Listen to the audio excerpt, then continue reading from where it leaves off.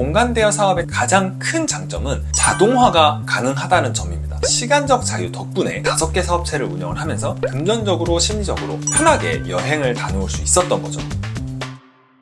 안녕하세요. 저는 현재 서울에서 파티룸을 포함해서 총 5개의 공간 대여 사업을 운영하고 있는 이본질입니다. 파티룸은 언디파인이라는 브랜드로 홍대, 을지로 등 서울의 여러 지역에서 운영을 하고 있어요. 오늘은 파티룸을 비롯한 공간 대여 사업의 가장 큰 장점 중 하나인 시간의 자유에 대해서 이야기를 해보려고 합니다.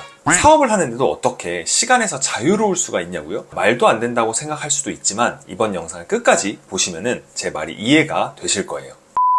한 5년 정도 전이었나요? 사실 저는 제일 처음에 사업을 시작할 때 동네 개인 카페로 사업을 시작했었습니다. 지금 가만히 생각을 해보면 뭔가 카페가 멋있어 보였던 것 같아요. 그리고 인스타에서 핫한 카페들을 가보면 사람이 항상 많잖아요. 그때 당시에 서울의 핫한 카페들을 엄청 많이 다녔었는데 그런 카페들을 다니다 보니까 나도 이거보다는 잘할 수 있겠는데? 이런 생각도 들더라고요. 물론 이런 생각들이 제 큰 오만이었다는 것을 카페를 시작하고 얼마 지나지 않아서 깨달았지만 말이죠. 아무튼 처음에는 인테리어 잘 해놓고 커피만 맛있으면은 당연히 카페가 저절로 잘 될 줄 알고 약 한 달이라는 기간 동안 속전속결로 인테리어 끝내고 공사 끝내고 커피 머신 집기들 다 들어오고 해서 한 달 만에 오픈을 했습니다. 지금 생각해보면 첫 사업임에도 불구하고 정말 겁도 없이 후다닥 했던 것 같아요. 오픈을 하면 손님들이 막 알아서 이렇게 올 줄 알았거든요. 그런데 카페에 사람이 한 명도 안 오더라고요. 그때는 제가 상권을 보는 눈도 모르고 상권에 대해서 하나도 몰랐었어요. 그러다 보니까 오픈했는데 하루에 정말 딱 한 잔 커피를 팔 때도 있었습니다.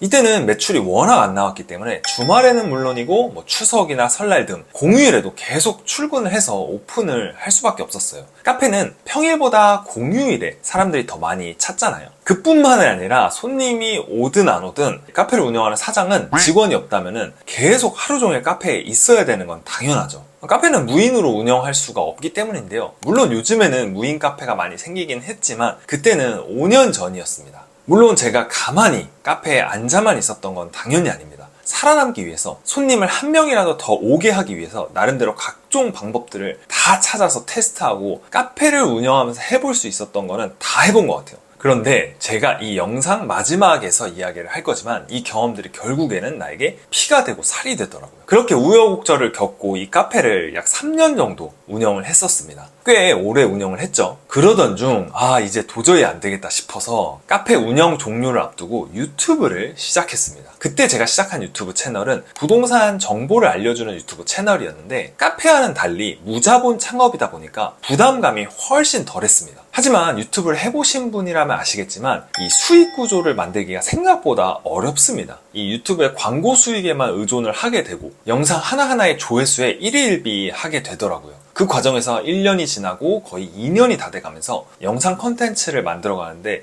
지쳐갔어요. 왜냐하면 돈을 아예 못 벌었던 건 아니지만 직장인 월급 수준까지는 미치지 못했으니까요. 그러면서 이게 무자본 창업이지만 언제쯤 돈을 월급처럼 벌 수 있을까에 대한 고민이 점점 깊어져 갔습니다. 말씀드렸던 것처럼 카페에는 항상 제가 상주를 했어야만 했고 그리고 유튜브를 했을 때는 여행을 가기 위한 수익이 충분히 나오지 않았었죠. 그러니까 심리적으로 현금 흐름이 없다는 사실에 막상 여행을 가서도 편히 쉬고만 오기는 힘들더라고요. 그러다가 정말 우연히 공간 대여 사업을 알게 되었어요. 다양한 공간 대여 사업을 7년 넘게 운영하고 있었던 지인이 있었거든요. 근데 그 친구가 파티룸이 가장 수익이 크다고 하는 거예요.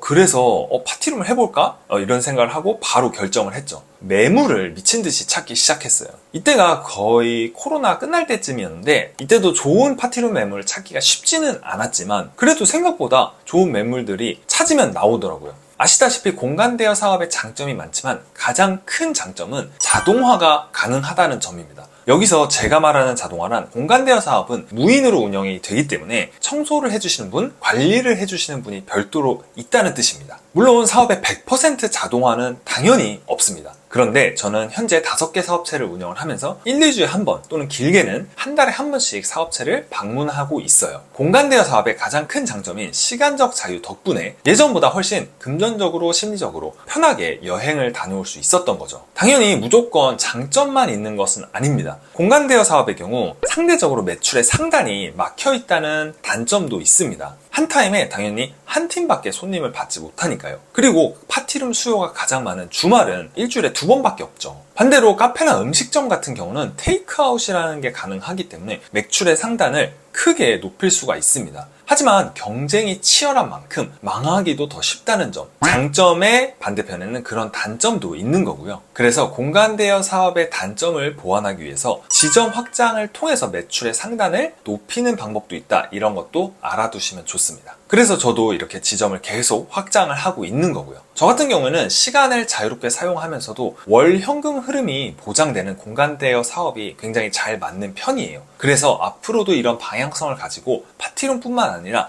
계속 이렇게 스케일업을 해서 사업을 확장시켜 나갈 계획입니다. 스티브 잡스가 한 유명한 말이 있죠. 점들이 모여서 선이 된다고 했는데요. 이 말이 제가 했던 말과 동일한 맥락이에요. 비록 사업을 처음 할 때는 시행착오를 많이 겪으면서 고생을 많이 했지만 그 경험들이 지금은 다 저의 자산이 되었습니다. 앞으로는 제가 사업을 확장해 나가는 스토리와 방법들을 공유하는 성장 스토리도 이 이본질 채널을 통해서 공유를 하도록 하겠습니다. 그 이야기가 궁금하시다면 이본질 채널 구독을 꼭 부탁드리고요. 오늘 영상이 조금이나마 도움이 되셨다면 좋아요도 부탁드리겠습니다. 그러면 다음 영상에서 뵙도록 하겠습니다. 감사합니다.